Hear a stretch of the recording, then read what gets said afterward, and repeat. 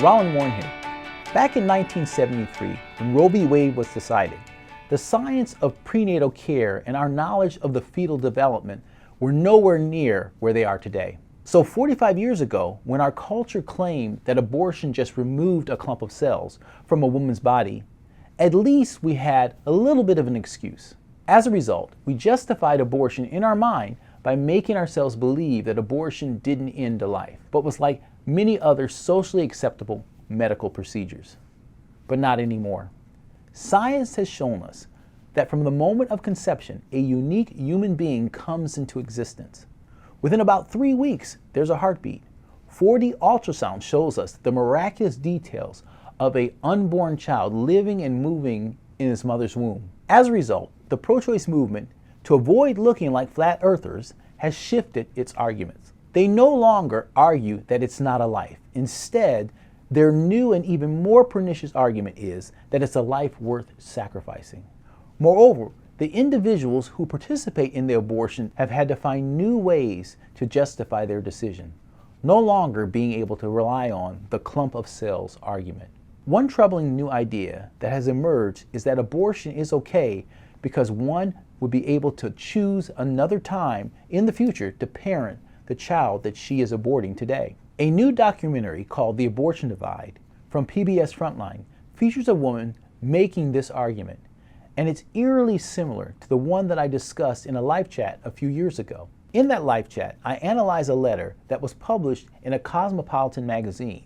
In it, a woman who is about to have an abortion writes a letter addressed to Little Thing. She writes that she is not ready to have a baby now, but says, quote, "I promise I will see you again, and next time you can call me Mom." These ideas are repeated by a woman in the PBS documentary, but in an even more bizarre way.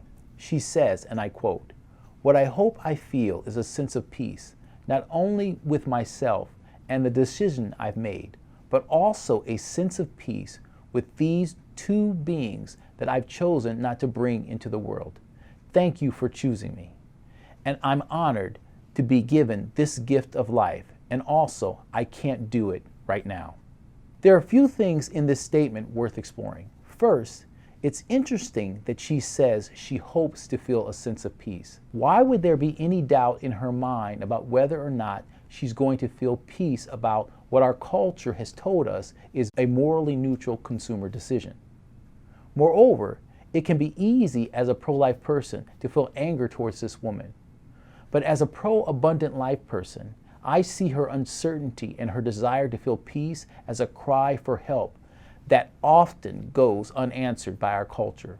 As pro-abundant life people, we must be different, and we have to recognize that this woman needs the compassion and the gospel of Jesus Christ. Second, her statement should put to rest the idea that people who have had abortions are unsure about whether or not they are ending life.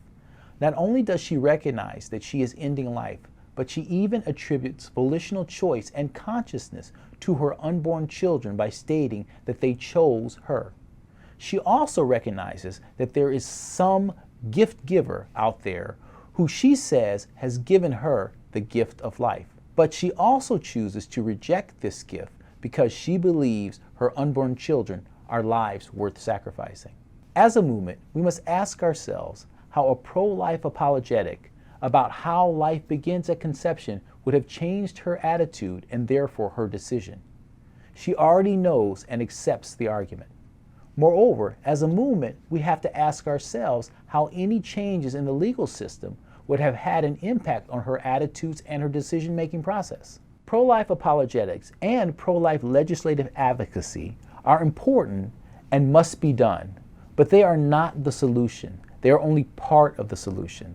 That's why CareNet calls for a pro-abundant life movement that provides compassion, hope, and help to women like those in the documentary who need folks surrounding them with love and grace so that they can understand that the unborn lives they're carrying are never worth sacrificing. Until next time, may God bless you daily as you serve Him faithfully.